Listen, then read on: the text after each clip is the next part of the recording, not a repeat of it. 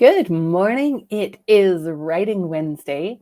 I hope you are ready to get some words on a page today. And this session of Writing in the Real World, we're going to look at the story The Shoes That Were Danced to Pieces, a favorite fairy tale of mine.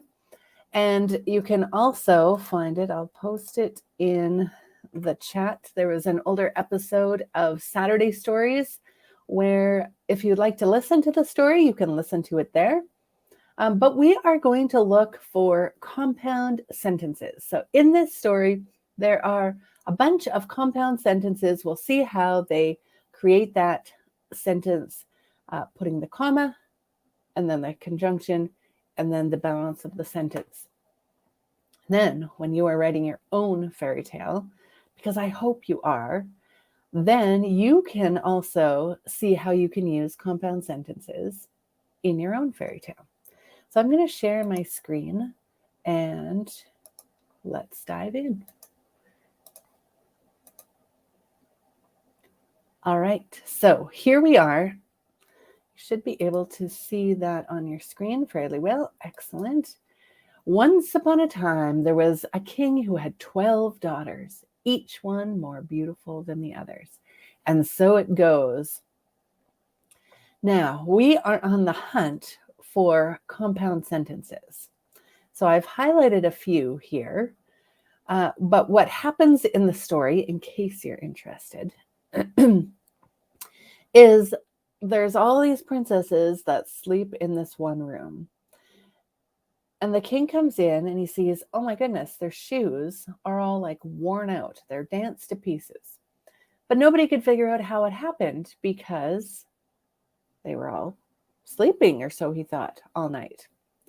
And so the story goes. So he says, whoever can figure this out can choose one of my daughters and take her for his wife. And whoever didn't, they would forfeit their life. So the stakes were high. So here we go. A prince soon presented himself, offering to undertake the venture. Now here we have a compound sentence coming up. He was well received, and that evening was taken to a room adjacent to the bedroom. So here we go.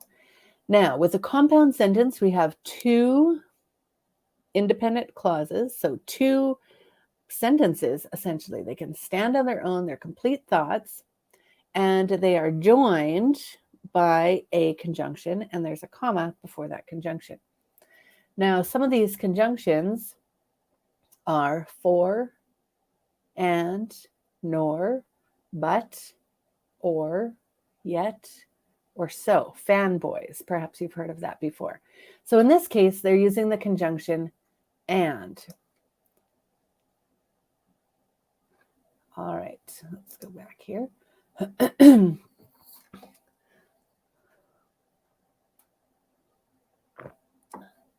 So he was well received.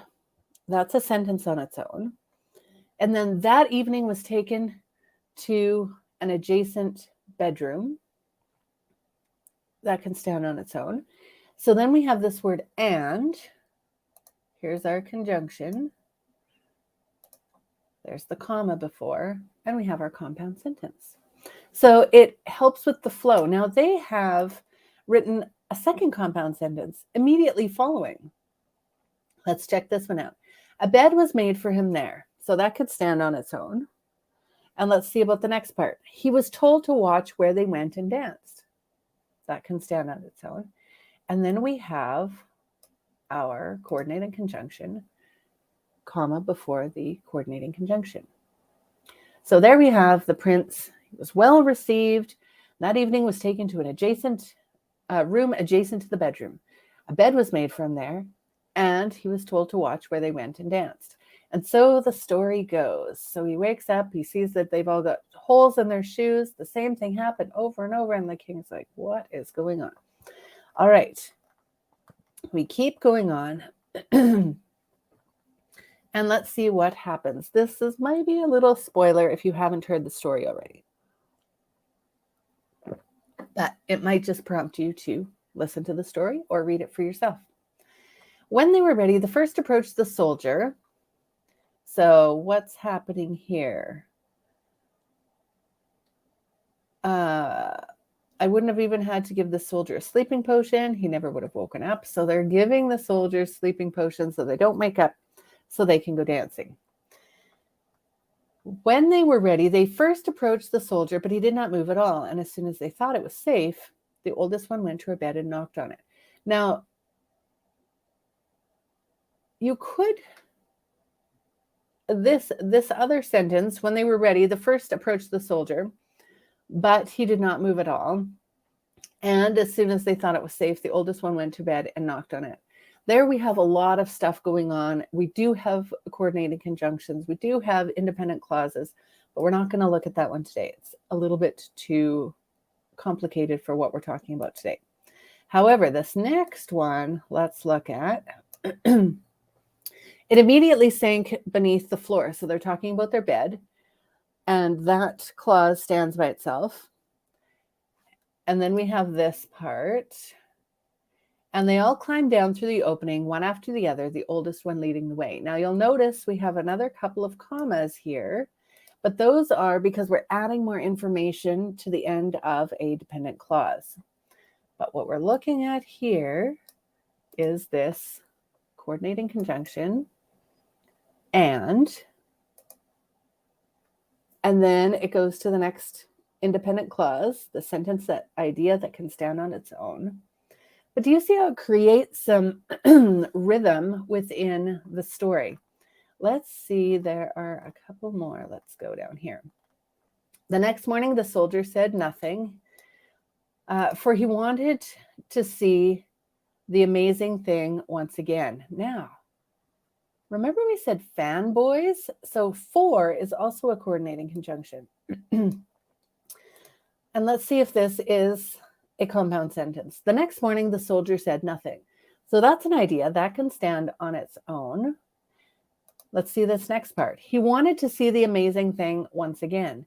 So there we have another compound sentence, but this time we're using a different coordinating conjunction. Then the next sentence is also, he went along the second and third nights.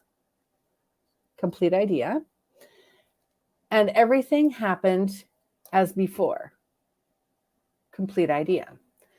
And here we have our coordinating conjunction preceded by a comma.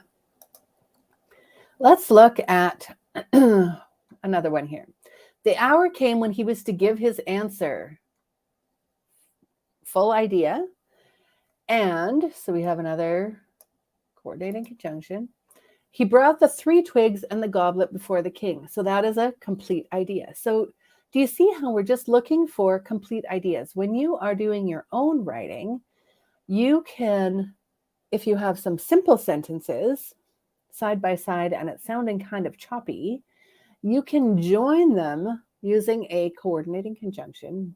Remember, for, and, nor, but, or, yet, or so. Those are your coordinating conjunctions. Put a comma, add one of those, put the next sentence. Of course, you're not going to capitalize it. And it will change the flow of your story.